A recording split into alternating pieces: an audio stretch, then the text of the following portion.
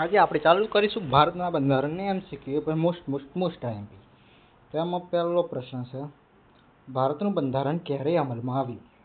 તો ભારતનું બંધારણ આવ્યું હતું 26મી જાન્યુઆરી, 15 August, 26 November, 2 October.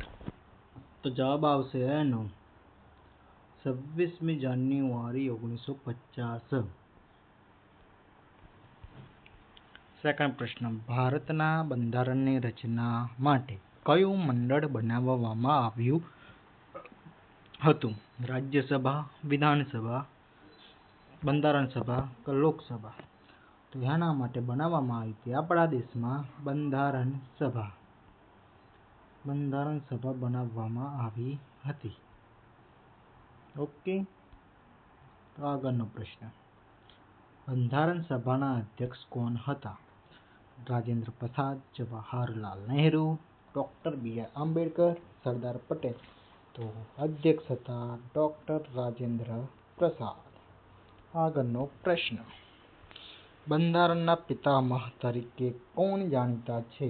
Doctor Ambedkar, Gandhiji, Nehru કે રાજેન્દ્ર પ્રસાદ? તો ડૉક્ટર BR આંબેડકર પિતામહ તરીકે જાણીતા છે. ભારતનું બંધારણ કઈ ભાષામાં લખાયેલું છે? હતું નહીં, છે કઈ? તો અંગ્રેજી, હિન્દી કે એ બંને કે સંસ્કૃત? જવાબ આવશે અંગ્રેજી અને હિન્દી બંને. આ બંને ભાષાઓ આવે.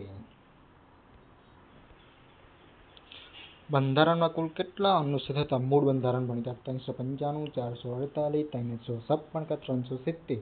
તો હતા 395 અનુચ્છેદ હતા મૂળ બંધારણમાં.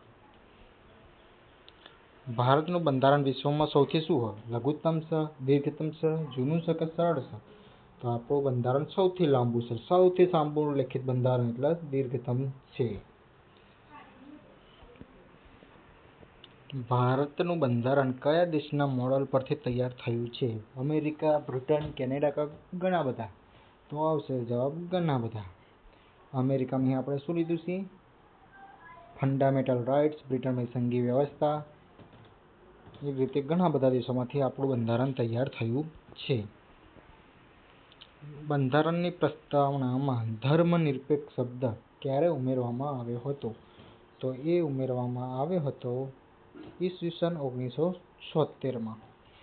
એ કયા સુધારામાં? તો એ 42મો સુધારો હતો. સાલ હતી 1976. 76 યાદ રાખવા માટે આપણા 4+2 કરી નાખવાનું. 4+2 એટલે 6 પાછળ આવ્યા આવા. 4+2 એટલે 6 એટલે કે 42મો સુધારો 1976. ઓકે. બંધારણના ભાગ 3 કઈ બાબત સાથે સંકળાયેલ છે? મૂળભૂત અધિકાર, રાજ્યના ધારાધોરણ, કર્તવ્ય કે ન્યાયપાલિકા? તો એ સંકળાયેલ છે મૂળભૂત અધિકાર. બરોબર. બંધારણના ભાગ 4 કઈ બાબત માટે છે? રાજ્યનીતિના નિર્દેશક તત્વો એટલે કે માર્ગદર્શક સિદ્ધાંતો, અધિકાર, કર્તવ્ય કે ચૂંટણીઓ? તો જવાબ આવશે રાજ્યનીતિના માર્ગદર્શક તત્વો. આગળનો પ્રશ્ન, મૂળભૂત અધિકારોમાં કુલ કેટલા અધિકારો છે? 6, 7, 8, 9? તો જવાબ આવશે આમાં 6 એટલે કે 6 મૂળભૂત અધિકારો છે. કયા કયા એ તમે કમેન્ટમાં જણાવજો.